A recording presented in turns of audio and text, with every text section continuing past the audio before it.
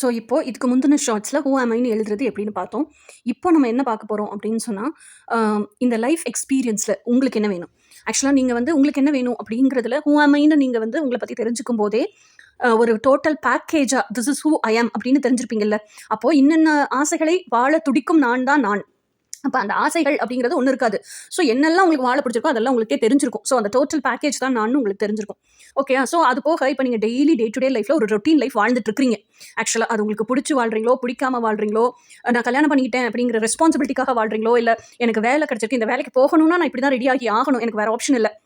அப்படின்னு ஏதோ ஒரு கட்டாய சூழலுக்காக நீங்க அந்த ரொட்டீனை ஃபாலோ பண்ணிட்டு இருக்கலாம். ஆனா அந்த ரொட்டீன் நீங்க டெய்லி இப்ப வாழ்ந்துட்டு இருக்க ரொட்டீன் இல்லாம, உங்களுக்கு புடிச்ச ஒரு ரொட்டீன்னு ஒண்ணு இருக்கலாம். இப்ப திஸ் இஸ் ஹூ ஐ ஆம்ன்னு எனக்கு தெரிஞ்சிருச்சுன்னா, நான் வந்து என்னோட எக்ஸ் மேரிட் லைஃப்ல, ஃபேமிலி லைஃப்ல இருக்கும்போது இப்பயுமே மேரிட் லைஃப்ல தான் இருக்கேன். நான் சொல்றது எக்ஸ் மேரிட் லைஃப்ல இருக்கும்போது, எனக்கு சீக்கிரம் எந்திரிக்கவே பிடிக்காது. ஆனா வேற ஆப்ஷனே இல்ல. 5:30 மணி, 6 மணிக்கு எந்திரிச்சே ஆகணும். சமைச்சு குடுத்தே ஆகணும்.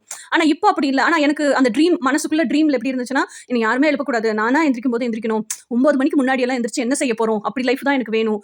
எந்திரிச்சு இந்த ஆணியில பம்பரமா சுத்துற இந்த வாழ்க்கை வேண்டாம். எங்கிட்டு திரும்பினாலும் வேக வேகமா எப்ப பார்த்தாலும் வேலை செஞ்சுட்டு இருக்க லைஃப் வேண்டாம். எனக்கு ரிலாக்ஸ்டா என்னோட ஸ்லோ ஸ்பேஸ்ல ரொம்ப ஆர்கனைஸ்டா செய்யற மாதிரி வேலை தான் வேணும். இதெல்லாம் என்னோட ட்ரீமாவே இருந்திருக்கு. ஸோ அப்போ உங்களுக்கு உண்மையிலேயே உங்க ட்ரீம் லைஃப்ல என்ன ரொட்டீன் வேணும்?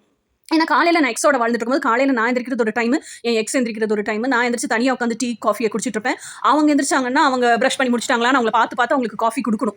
ஓகேயா? ஸோ இந்த மாதிரி லைஃப் ஸ்டைலும் எனக்கு பிடிக்கல. நானும் என்னோட ஸ்பவுஸ் இருக்கிறாங்க, லைஃப் பார்ட்னர் இருக்காங்கன்னா, நாங்க 2 பேருமே ஒரே டயத்துக்கு எந்திரிக்கணும். 2 பேருமே சேர்ந்து உட்காந்து காஃபி குடிக்கணும். காஃபி குடிச்சிட்டு கொஞ்சம் நேரம் டைம் ஸ்பெண்ட் பண்ணணும். இதெல்லாம் என்னோட ட்ரீம் லைஃபா இருந்துச்சு. ஸோ உங்களுக்கு தான் தெரியணும் what you want out of this life. அப்ப எனக்குன்னு அந்த ட்ரீம் ரொட்டீன் தனியா இருக்கு. அந்த ட்ரீம் ரொட்டீனே ரியாலிட்டியில வாழ முடியல அப்படிங்கிறது ஒரு பக்கம் இருக்கு. ஆனா இந்த 3D லைஃப்ல அந்த ஃபேமிலிக்குள்ள, எக்ஸ் ஃபேமிலிக்குள்ள நான் ஆக்சுவலா ஒரு ரொட்டீனை வேற ஆப்ஷனே இல்லாம கட்டாயத்துக்காக வாழ்ந்துகிட்டு இருக்கேன். ஸோ அந்த மாதிரி உங்களுக்கு இருக்கிற ட்ரீம் ரொட்டீன் என்ன அப்படின்னு எழுதுங்க.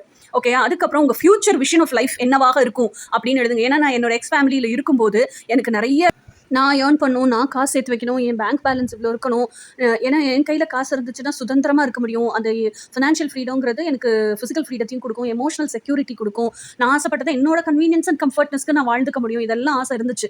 அந்த காசை வச்சு எனக்கு ஊர் சுற்றி பார்க்கணும், எனக்கு என்னோட ஸ்பவுஸுக்கு கிஃப்ட்ஸ் வாங்கி கொடுக்கணும், என்னோட ஸ்பவுஸை வெளியே கூட்டிகிட்டு போகணும். இதெல்லாம் எனக்கு ஆசை இருந்துச்சு. ஆனால் என்னோட எக்ஸ் வந்து பயங்கர மேல் டாமினன்ட்டு, மேல் டிக்டேட்டருங்கிறனால எல்லாமே அவர் மூலியமாக தான் நான் சந்தோஷமா இருக்கணும். நானா கூட நான் சந்தோஷமா இருந்துடக்கூடாது. ஸோ அதெல்லாம் நடக்கிறதுக்கான சான்ஸே கிடையாது. நானே ஒரு கிளினிக் வச்சிருக்கேன் அப்படின்னா கூட அக்கௌண்ட்டே ஜாயிண்ட் அக்கௌண்ட்டாக தான் இருக்கும். ஸோ அதோட ஏடிஎம் கார்டு அவங்க கிட்ட இருந்துச்சு. ஸோ ஒவ்வொரு காசும் என்ன எக்ஸிட் ஆகுறதும் அவங்களுக்கு தெரியும். ஸோ அப்போ என்ன சம்பாதிக்கிறேன், என்ன செலவு பண்ணுறேங்கிறது தெரியும். இன்னொன்று என்னன்னா, மொத்த கண்ட்ரோல் அவங்க கையில் இருந்துச்சு. ஸோ அப்போ எனக்கான ஃபியூச்சர் விஷன் ஆஃப் லைஃப் நான் சம்பாதிச்சாலுமே அதை வாழ முடியுங்கிற நம்பிக்கையே எனக்கு இல்லை. அதனால இப்போ அந்த ஃபியூச்சர் விஷன் ஆஃப் லைஃபை கிளியர் கட்டாக எழுதுங்க.